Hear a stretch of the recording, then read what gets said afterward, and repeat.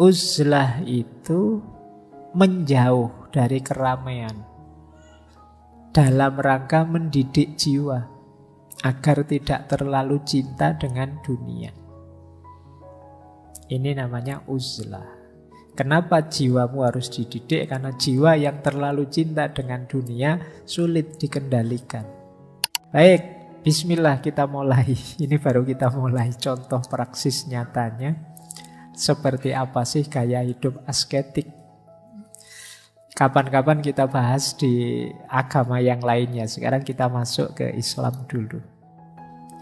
Gaya hidup asketik dalam Islam itu termasuk tadi diawali dari konsep-konsep minimalisme dan lain sebagainya. Catatan saya ada 4 sebenarnya, yang kelima itu buahnya. Jadi yang pertama qanaah, yang kedua zuhud, yang ketiga uzlah, yang keempat riyadoh, dan puncaknya atau buahnya itu zauk. Ini pakai bahasa Arab semua ya. Malam hari ini kita ngaji beneran. Tidak apa-apa ya. Yang pertama qanaah. Qanaah itu mudahnya merasa cukup. Ridho dengan apapun situasi yang sekarang aku hadapi. Ini mirip prinsip minimalis kemarin. Orang qanaah itu tidak banyak menuntut. Dia menerima. Saya kerja capek-capek kok yo UMR-nya cuma sekian toh yo misalnya. Itu versinya orang yang qanaah, ya sudah, mungkin rezekiku jatahnya sekian. Itu qanaah namanya. Oke ya. Wong yo rezeki itu kan tidak dihitung besarannya misalnya. Kata orang qanaah ya begitu ya. Jangan marah yang kemarin kalian protes-protes UMR. Cuma ini memang gaya hidup qanaah itu begitu. Jadi sudahlah, apapun yang diberikan Allah aku terima. Ini konteksnya hubungan dengan Allah ya. Terus zuhud. Zuhud itu mudahnya nanti kita bahas satu-satu. Jiwa yang tidak lagi terikat, jiwa yang tidak lagi tertarik oleh hal-hal duniawi. Ini orang mentalnya zuhud. Orang ini loh diberi uang banyak ndak mau. Khawatir nanti kalau punya uang banyak malah mikir aneh-aneh, malah ndak karu-karuan. Ini jiwa orang semacam ini namanya orang yang zuhud. Diberi jabatan tinggi loh, beliau lebih milih menolak. Karena khawatir dengan jabatan yang tinggi nanti beliau melakukan hal-hal yang dilarang. Ini namanya orang zuhud. Nanti ada lagi uzlah. Uzlah itu menjauh dari keramaian dalam rangka mendidik jiwa agar tidak terlalu cinta dengan dunia. Ini namanya uzlah. Kenapa jiwamu harus dididik? Karena jiwa yang terlalu cinta dengan dunia sulit dikendalikan. Setelah bisa qanaah, zuhud, uzlah, 3 hal ini sebenarnya kondisi jiwa. Nanti baru riyadoh. Riyadoh itu ya tadi melakukan latihan-latihan, melakukan zikir, ibadah yang banyak mendekat pada Allah. Kalau diri kita terbentuk bisa qanaah, bisa zuhud, bisa uzlah, istiqomah dalam riyadoh, insya Allah akan menemukan zauk. Zauk itu kita bisa menikmati keimanan. Kita bisa menikmati kedekatan kita dengan Tuhan. Zauk itu makna literalnya rasa. Kita bisa merasakan indahnya dekat dengan Tuhan, indahnya mencintai dan dicintai Tuhan. Ini tergantung kondisi mental kita tadi, qanaah, zuhud, ujlah, dan istiqomah kita dalam riyadhah. Selama ini kan lebih sering perintah-perintah agama itu jadi beban dalam hidup kita, diakui atau tidak. Kalian kan lagi santai-santai ngobrol, adzan, Allah baru ngobrol sebentar sudah harus sholat lagi. Misalnya itu kan rasanya kayak agama itu beban sekali. Nanti Pak Ustadzmu bilang, Alhamdulillah Ramadan datang, mari kita gembira. Gembira bagaimana 1 bulan tidak makan ya, berat ya. Itu berarti apa? Kalian belum bisa merasakan zauknya, rasanya. Nah, untuk bisa merasakan zauknya perlu tirakat, perlu gaya hidup asketik tadi, penataan jiwa, penataan mental melalui qanaah, zuhud, uzlah, riyadhah. Jadi ini rumusnya. Kan belakangan ini banyak orang mulai ragu, kata agama ini kok sering jadi sumber masalah ya Pak. Ya, sumber masalah sebenarnya manusianya. Cuma kan kamu merasa kok ya porosnya selalu lewat agama. Kemungkinan kita belum bisa menikmati agama. Belum ketemu zauknya, belum ketemu rasanya. Kalau bahasanya hadis itu manisnya iman. Kita belum nyampe ke sana. Nah, berarti apa? Bereskan dulu jiwa kita. Termasuk dengan ini semua, qanaah, zuhud, uzlah, riyadhah, dan seterusnya. Baik, ini nanti kita bahas satu-satu sampai jam 10, sampai kamu ngantuk. Nah, saya bilang kita malam ini ngaji beneran ya. Ayo kita bahas yang pertama, qanaah. Jadi saya bilang tadi, qanaah itu kondisi jiwa yang merasa cukup.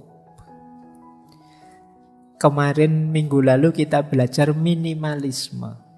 Mungkin sampai hari ini kalian berat menjalankan gaya minimalis itu. Kenapa? Jiwamu belum terbentuk qanaah.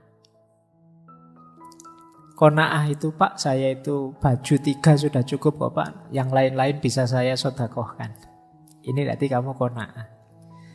Saya gaji sekian 1 bulan cukup kok Pak. Ini namanya qanaah. Itu saya bawa 2 hadis dari Rasulullah. Yang pertama, al-qanaatu kanzun la yafna. Qanaah itu khazanah yang tidak mungkin habis. Kalau jiwamu qanaah, itu hakikatnya kalian saat itu juga jadi orang kaya. Dan tidak ada habisnya. Jadi kalau ingin kamu nyaman, tidak sibuk, terlalu sibuk mikir dunia, kembangkan jiwa qanaah. Apa saja yang diberikan oleh Allah saya terima. Kondisiku seperti apa saja aku rela. Nah ini qanaah namanya. Ada hadis yang lain yang bunyinya qad aflaha man aslama wa ruziqa kaffafat wa qana'ahullahu bima atahu. Sungguh bahagia orang yang bisa pasrah pada Allah. Jadi kalian kan sering galau, sering gelisah, sering sumpek, sering berbagai masalah. Kalau tips dari Nabi apa? Pasrahkan pada Allah. Apapun itu. Aku kalau sholat kok tidak bisa khusyuk ya. Pasrahkan ya Allah, saya pasrahkan ini loh. Kualitas sholat saya seperti ini. Mohon dimaklumi. Nah ini pasrah. Lega nanti hatimu sambil ya berusaha diperbaiki. Ya Allah, saya hari ini banyak bohongnya. Mohon terima diriku apa adanya ya Allah. Aku pasrah wis. Nah ini qad aflaha man aslama, akan mengurangi banyak beban di hatimu. Jadi kegalauan-kegalauanmu mungkin akan lebih ringan kalau kamu mampu aslama, pasrah pada Allah. Ya kayak kemarin waktu kita membahas minimalisme kan, seolah-olah kita itu kan semua orang kaya terus mengurang-urangi segalanya. Tapi sebenarnya kan bagi yang tidak punya duit, Pak, saya minimalis gimana, wong saya tidak punya apa-apa misalnya. Saya sudah otomatis minimal. Maka konsepnya tidak sekedar mengurangi atau hidup sederhana, tapi qanaah. Jadi qanaah itu ya sudah menerima apapun situasi. Ini lebih penting. Jadi maka bahagialah orang yang bisa pasrah dan rezekinya itu levelnya cukup. Tidak berlebih dan tidak kurang. Itu harus bahagia orang yang rezekinya cukup. Rezeki cukup itu kan pingin apa saja cukup. Tidak berlebihan. Jadi ya kayak iklannya apa, salon pas itu loh. Pas butuh ini pas ada, pas butuh itu pas ada. Atau kayak semboyannya Raden Mas Sosrokartono itu loh, sugih tanpa bondo. Sugih tanpa bondo itu kalau katanya Raden Mas Sosrokartono kan, aku itu kalau butuh apa saja ada, meskipun hakikatnya aku tidak punya. Kenapa begitu? Karena aku banyak teman. Jadi di antara makna sugih tanpa bondo kalau Raden Mas Sosrokartono itu, dia pokoknya hidup itu fokus berbuat baik pada orang lain. Jadi saya terus banyak teman. Kalau saya banyak teman, butuh apa saja kadang-kadang datang sendiri meskipun aku tidak punya. Ini namanya sugih tanpa bondo. Beliau kan buka pengobatan di Bandung itu, nolong banyak orang. Prinsipnya kan kantong bolong. Pokoknya aku punya apa saja tak bagi ke orang lain. Akhirnya temennya banyak di mana-mana. Di rumah tidak ada apa-apa, tapi pas butuh apa saja ada. Tiba-tiba kok pengen makan enak, tiba-tiba ada temen datang, yuk makan yuk tak traktir. Ini kamu tergolong orang yang kaya berarti. Butuh apa-apa cukup.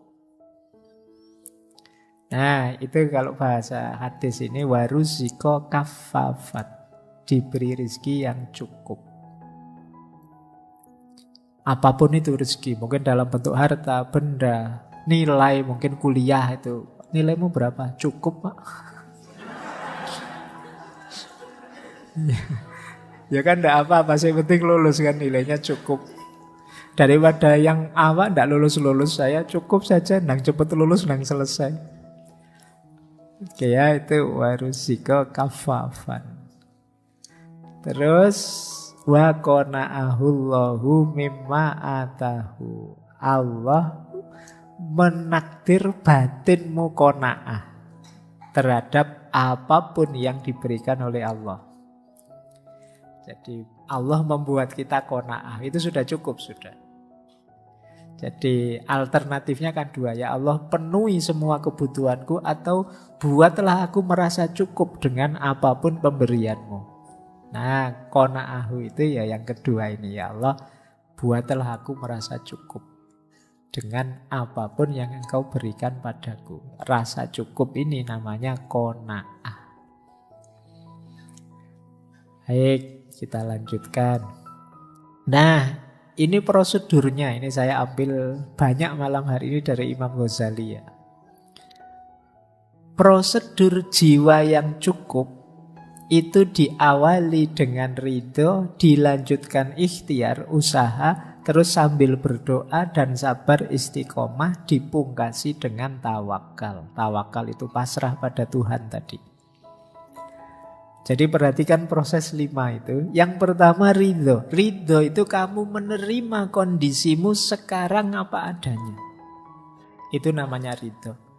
Saya ridho ya Allah, tinggi saya cuma 150, enggak apa-apa. Atau yang saya ridho ya Allah, tinggi saya banget ya Allah 180, saya itu kesulitan. Kalau masuk rumahnya kos-kosannya teman harus menunduk misalnya. Kita ridhoi apapun pemberiannya Allah. Nah, kalau sudah ya jangan diam saja. ya kita tetap ikhtiar.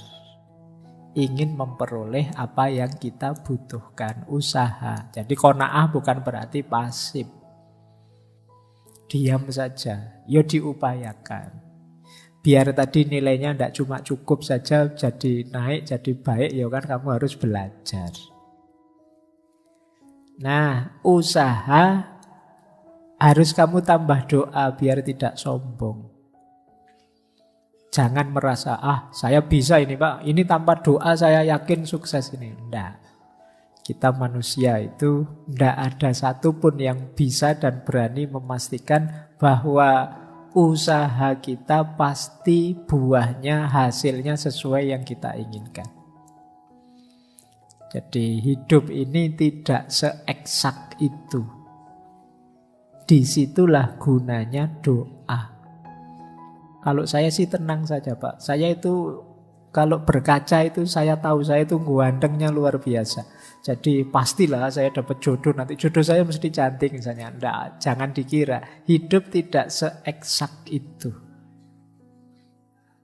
Tidak sepasti itu. Di situ gunanya doa. Orang tua saya kaya Pak. Tidak khawatir saya kalau masa depan saya. Saya tidak kerja pun sampai 7 turunan aman. Misalnya. Jangan dikira. Tadi saya dapat berita di Lebanon itu baru krisis.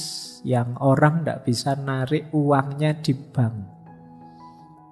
Betapa ngerinya kan. Kalian uangnya sebagian besar kan di bank. Orang yang tadi bilang kaya raya sampai 7 turunan uangnya di bank. Begitu negara kacau, krisis, kolaps, uangnya tidak bisa diambil. Ya miskin berjamaah kan akhirnya. Jadi maka ikhtiar harus plus doa. Tidak boleh sombong. Tidak boleh merasa bisa. Dan sabar.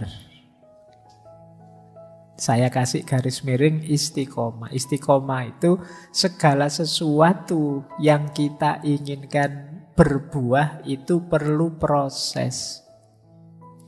Yang ini perlu kesabaran kita mengikuti prosesnya. Jadi orang qanaah itu ya tidak hanya diam saja. Ya usaha, ya berdoa. Plus sabar mengikuti step-step prosesnya. Baru kalau sudah semua dilakukan, ikhtiar dijalankan, doa dipanjatkan, kesabaran dilantunkan. Setelah itu tawakal, pasrahkan hasilnya pada Tuhan. Kalau kalian bisa mengikuti siklus ini, hidupmu akan tenang. Itu tadi yang disebut qanaah. Saya sudah belajar Pak. Dan juga saya tahu IQ saya tidak terlalu tinggi kok Pak. Saya terima itu ridho. Kemudian saya tapi tidak menyerah Pak, saya belajar. Itu pun sambil berdoa. Itu pun sudah dalam proses yang panjang saya belajar itu baca buku, ngajak diskusi dan lain sebagainya. Nanti hasilnya gimana, IP saya berapa, nilai saya berapa, ya sudah saya tawakal saja. Nah ini hidup yang nyaman. Ini yang tadi rumusnya hidup qanaah. Ini gaya hidup asketik. Gaya hidup menerima apa yang kita miliki, apa yang terjadi dalam hidupku. Saya lanjutkan. Nah, kalau ini manfaatnya. Kenapa sih saya harus qanaah, merasa cukup? Yang pertama, rasamu qanaah itu secara tidak sadar menghadirkan Tuhan, menghadirkan Allah dalam hidupmu. Jadi qanaah itu kan merasa bahwa ya Allah, aku terima pemberianmu berapapun, seperti apapun. Loh ini kan ada kesadaran ilahiyah dalam hidupmu. Kemarin-kemarin kan kita sering merasa gimana ya caranya saya bisa sadar secara kontinu terus-menerus bahwa hidup ini diawasi Tuhan, hidup ini dekat dengan Tuhan terus. Nah, jiwa yang qanaah itu jiwa yang selalu nyambung dengan Tuhan. Karena ya Allah, aku siap menerima apapun pemberianmu. Jadi memperkuat hadirnya Tuhan dalam hidup kita. Apalagi kemudian ketika kita qanaah, itu yang kedua, memudahkan kita untuk bersyukur. Jadi ketika kita terima kan terus kita syukuri apapun pemberiannya Allah. Tambah mudah bersyukur. Hari ini kan banyak orang yang gaya hidupnya pengeluh, penyambat. Apa penyambat itu? Suka sambat. Apa saja dikeluhkan. Karena cara berpikirnya serba negatif. Jadi diajak ngaji ke masjid, wah khawatir saya jangan-jangan nanti ngantuk. Pokoknya mikirnya selalu bagian ndak enak itu. Jadi diajak apa saja melihat sudut negatifnya. Wong diajak ke kafe aja, wah janganlah di kafe, banyak maksiatnya nanti. Ayah, nanti diajak ke masjid alasannya ngantuk, diajak ke kafe alasannya maksiat, nanti diajak apa saja alasan, terus pokoknya nyari sisi jeleknya. Kuliah pagi mengeluh, wah kuliah kok pagi-pagi pak, belum bangun. Nanti kuliah siang, pak panas-panas gini pak, suruh mikir. Kuliah sore ya, pak kampusnya mau tutup pak, bapak ndak berhenti-berhenti. Lah terus kapan kuliah yang enak itu? Pagi kamu sambat, siang kamu sambat, sore sambat. Oke ya, berarti kamu kurang qanaah. Ayo qanaah, biar bisa bersyukur. Alhamdulillah pak, kuliahnya pagi, saya bisa terbantu, bisa bangun pagi. Alhamdulillah pak, jadwalnya siang, saya ndak harus ke susu-susu, ini pagi-pagi masih bisa aktivitas macam-macam. Alhamdulillah pak, kuliahnya sore, ndak terlalu panas, juga ndak pagi-pagi, santai sambil menikmati sore misalnya. Apa saja bisa kita syukuri, apa saja bisa kita keluhkan. Maka ayo latihan qanaah biar mudah bersyukur. Oke ya, ini rumus hidup. Orang bahagia itu sebenarnya orang yang bersyukur, itu saja. Bahkan kalau di Al-Quran kan malah kita diiming-imingi la in syakartum la azidannakum. Kalau engkau bersyukur, aku tambah. Ini sebenarnya sangat logis. Kalau kita ngasih orangnya senang terus, terima kasih ya, yang diberi kemarin itu saya menikmati sekali. Itu kan kita pingin memberi lagi, biar dia tambah senang. Tapi kalau kita dikasih tapi diam saja, ndak terima kasih, itu kan kita yang ngasih. Ini senang ndak ya? Jangan-jangan ndak cocok, jangan-jangan ndak suka. Kita mikir kalau mau ngasih lagi kan. Wong dia merengut terus itu, ndak ada senyum-senyumnya, jangan-jangan ndak seneng saya beri ini. Ya sudah, ndak tak beri lagi. Nah, kalau orang yang bersyukur, seneng kan kita melihatnya. Yowis, gampang nanti saya tambah. Berarti kamu seneng saya beri ini. Itu kalau bahasa Al-Quran kan tadi, kalau engkau bersyukur, aku tambah. Yang ketiga, hidup yang lebih baik, hidup yang lebih enak, hidup yang lebih nyaman, hayat yang thayyibah. Sering saya bilang, hidup itu kalau pengen bahagia kita harus kenal batas. Nah, qanaah itu melatih kita tidak berlebihan. Dua hal yang sama. Antara mengenali batas dan tidak berlebihan. Kalau sudah ngerti batas, jangan ditabrak. Kalau kalian lampaui batas itu, yang semula membahagiakan bisa menyusahkan. Kalian kuatnya makan 1 piring, tapi berhubung ditraktir temenmu, kamu nekat. Mumpung gratis pak, terus kamu nambah 2 piring. Itu blunder kamu. Kamu anggap piring kedua itu nikmat, siksaan akhirnya bagimu. Kenapa? Kamu lupa berhenti. Kamu tidak tahu kapan harus merasa cukup. Jadi ini manfaat ketiga dari qanaah. Yang keempat tentu saja melindungi kita dari salah, dari dosa. Kenapa? Yang kita urusi semakin sedikit. Tidak terlalu banyak, tidak terlalu berlebihan. Kemudian memperoleh kekayaan yang hakiki. Kekayaan yang hakiki itu kan rasa cukup tadi. Kalau pakai parameter minimalisme minggu lalu, barang yang kita miliki berguna semua. Bukan barang-barang buah keinginan yang kalau sudah beli terus dibuang. Kenapa dibuang? Tidak cocok. Atau kemarin rasanya kayak butuh sekali, tapi begitu dibeli, ternyata tidak kepakai. Berarti kekayaan kita tidak hakiki.